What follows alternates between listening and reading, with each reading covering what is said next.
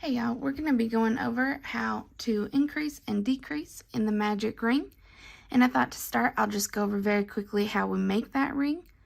I personally have a technique of pinching this tail between my pinky and ring finger, looping over and around. And then when I bring this around, I can pretty easily just pinch, grab, yarn over, and that's my first. I do have another much slower in-depth tutorial going over how to make the magic ring if y'all want to check that out. But otherwise, I'm just going to chain 6 onto here to get us started.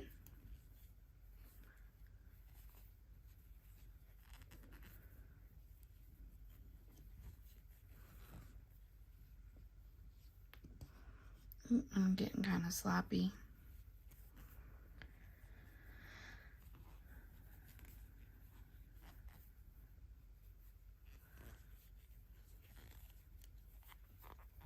Alright, so I've chained 6, including that very first one. Pull that tail. And then I can come over here, find my very first stitch, slip through there, and slip stitch. So, not including the one I just slip stitched through, I can double check my count.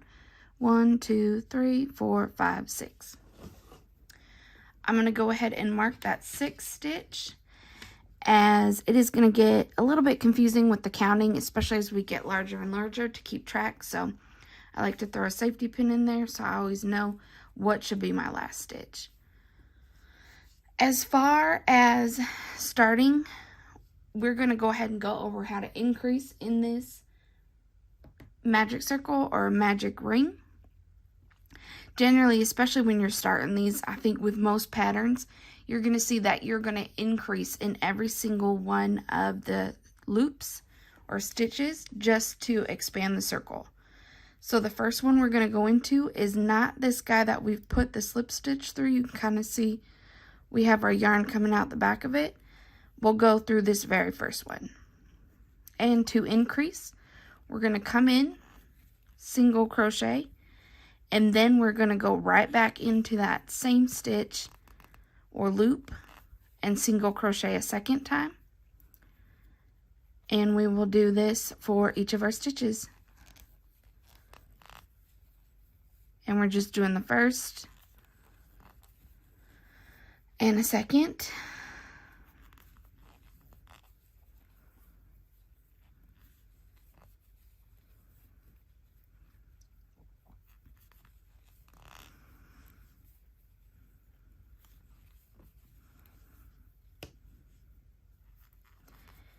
And once we get to the end, we'll be able to check our count. When you are doing these, a good way to know what your count is by going off of the number of stitches you had in your initial ring. So for us, that would be 6. In this case, because we doubled up, we are adding additional 6 stitches. So what we should find is that we have 12.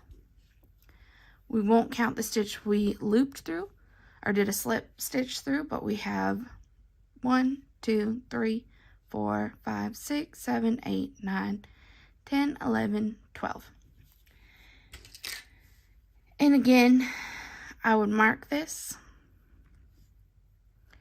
So in some of these patterns, when you're reading through them and you're using these magic circles, you're going to see kind of a progression that's pretty common. I'm going to mark this in a way that doesn't somehow stop my loop. And that pattern is usually going to be something along the lines of increases in every stitch. The next row will then be an increase in the, a regular single crochet or double crochet, a regular stitch in the next stitch, then an increase, regular, increase, regular, increase, and then by your next row, you're going to probably see something like 2 regular stitches, an increase, 2 regular stitches, and an increase. That, again, is going to be pretty common, especially if you're doing something like a hat. You'll see that when you start working with some more of those animals and you're working on things like their snouts, you'll see a different variation in the pattern. But if you're just building out your magic circle, then you'd usually increase like that. And so we'll just kind of continue on to get one more row in there. Again, we'll just single crochet. So that will be 1 stitch. In the next, we're going to increase. So it'll be 2 stitches in the same loop. And then a single crochet.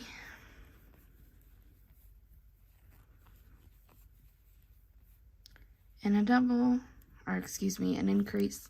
I have a tendency to call it a double, but there is a double crochet stitch, so that can get kind of confusing. And to note when we're doing this, and especially if you're talking through it like I'm doing, and you lose track, you can also tell what you've done by these V shapes. So we can see that this one right here, there's just 1 in that loop, but we have 2 V's in this loop, so I know my next stitch is going to be a single, and then I will increase.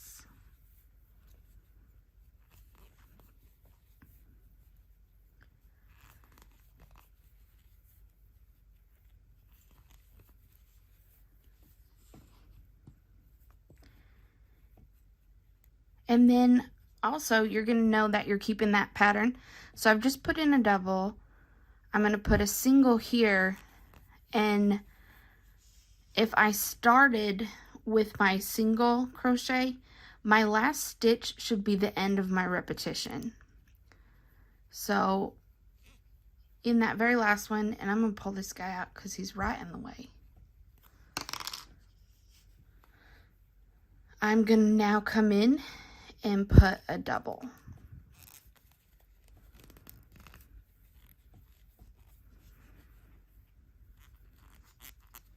Good Lord.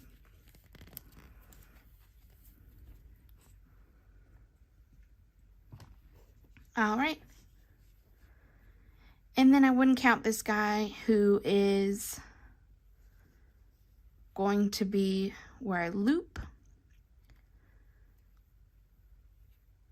But I come in here, slip stitch.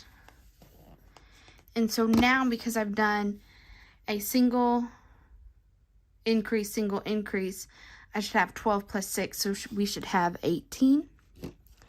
And we can check 1, 2, 3, 4, 5, 6, 7, 8, 9, 10, 11, 12, 13, 14, 15, 16, 17. And that last one right there is 18. Now for decreasing, it's going to be a little bit different. So we're not going to go through the stitch where we have our slip stitch. And notice I'm not chaining. It is possible to chain. It's also possible that you just keep working through each of these rows and stacking on to the next one. You'll find by doing this, you're not going to get that seam you'll see when chaining. So we're just going to continue into our first stitch. I'm going to go ahead and put a regular single crochet. And now in the next 2, I want to decrease. So to do that, I'm going to go through my first 2. And then from the back, I'm going to go back out through the next 2. And so you'll see I now have these 2 loops. They're kind of getting smushed together. I'm going to yarn over. Ooh, not slip stitch. And then yarn over again. And so I've now decreased. Then you want to be careful that you don't go through the loop that you've decreased in. So you'll push over to that next loop, and I'll just add another single crochet and repeat that pattern. So for another decrease, I'm going to go underneath my first 2 loops, come back through my next 2, and you can kind of see what I have on my hook. Instead of the loops, I actually have the post between them. I'll yarn over again, and single crochet.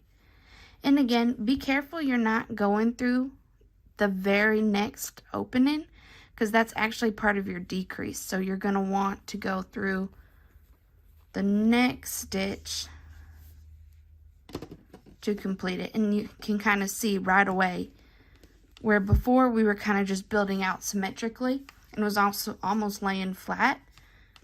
We can see that once we start decreasing, it's just going to double back rather quickly. But that's pretty much it on this tutorial. I hope it was quick and easy and helps you to just kind of slide through and build those little circles and animal heads and whatever else you're going to be doing with that magic circle or ring.